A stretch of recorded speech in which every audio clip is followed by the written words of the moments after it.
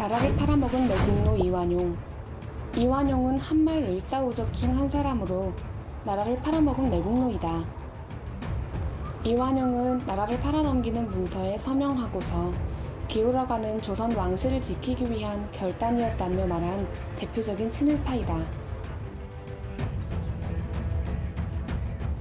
조선 사람 이완용.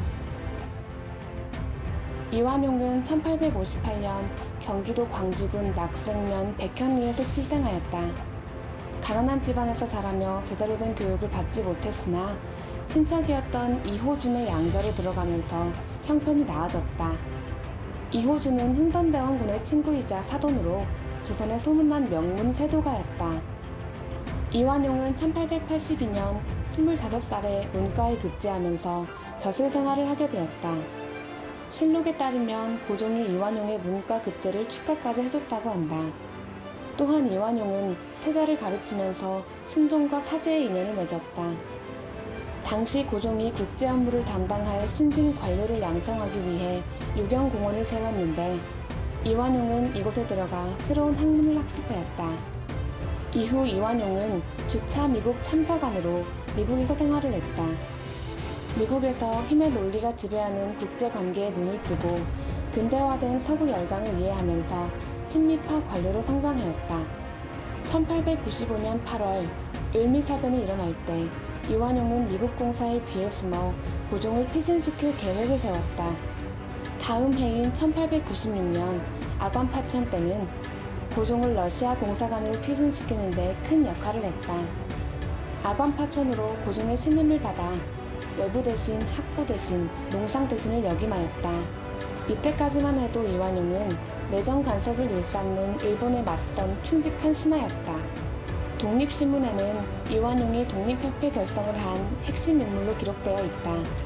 1896년 7월 이완용은 독립협회를 조직하는 데 참여하여 조선이 자주 독립국임을 알리는 독립문 건립을 추진했다. 청나라 사신을 맞이했던 영운문이 헐린 자리에 독립협회의 이름으로 독립문을 세웠다. 친일파 이완용.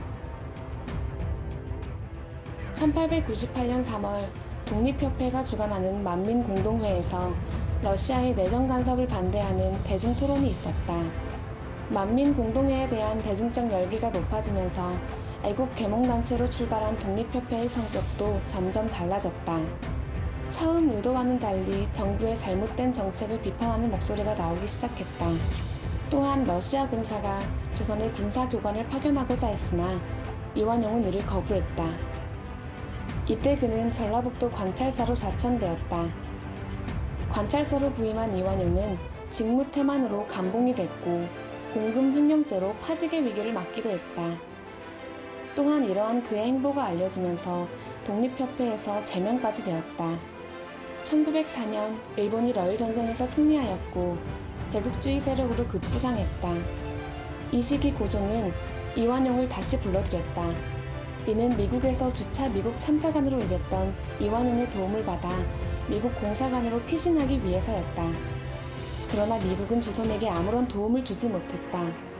미국은 필리핀 점령을 보장받는 조건으로 일본의 한반도 점령을 인정하는 가스라 테프트 밀약을 체결한 상태였기 때문이다. 이완용 역시 더 이상 미국에 의지할 수 없게 되었다. 어렵게 다시 중앙으로 진출한 이완용은 재기에 성공하기 위한 새로운 힘이 필요했다. 한편 1905년 11월 이토 히로부미가 가져온 을사조약 체결안을 논의하기 위해 의정부 회의가 열렸다. 이때 다른 대신들은 체결을 반대하였으나 이완용은 조약 체결에 찬성했다. 이때 이토 히로부미는 이완용의 도움으로 을사조약을 체결할 수 있었다며 칭찬을 아끼지 않았다. 을사조약이 체결되면서 분노한 백성들은 이완용의 집에 모여 을사오적을 처벌하고자 했다. 일이 점점 커지자 이완용은 억울하다며 상소를 올려 무고함을 주장했다. 시국에는 어쩔 수 없는 경우가 있습니다. 종묘사직을 지키기 위해 일시적으로 외교권을 일본에 잠시 맡긴 것일 뿐입니다. 외교권은 나라의 힘을 키워 되찾아오면 되는 것입니다. 외교권은 나라의 힘을 키워 되찾으면 된다고 주장한 것이다. 그러나 그의 말과는 다르게 5년 후 조선의 통치권까지 완전히 일본에 넘긴다는 한일 합방 문서에도 서명하였다. 이때도 역시 대세가 일본에 기울어졌으니 일본의 요구를 따라야 한다고 주장했다. 이완용은 이토를 존경했다. 이토가 있는 곳에는 이완용이 늘 함께했다. 한때 친일파 관료였던 이완용은 친일파로 돌아서면서 고종을 버리고 대한제국과 결별했다. 그리고 이토가 주장하던 동양 평화론을 따르는 추종자가 되었다. 1909년 10월 하얼빈역에서 이토가 안중근 의사에게 저격당했을 당시 이완용은 안중근을 맹렬히 비난하며 조문 사절단을 조직해 시신이 있는 곳으로 달려갔다.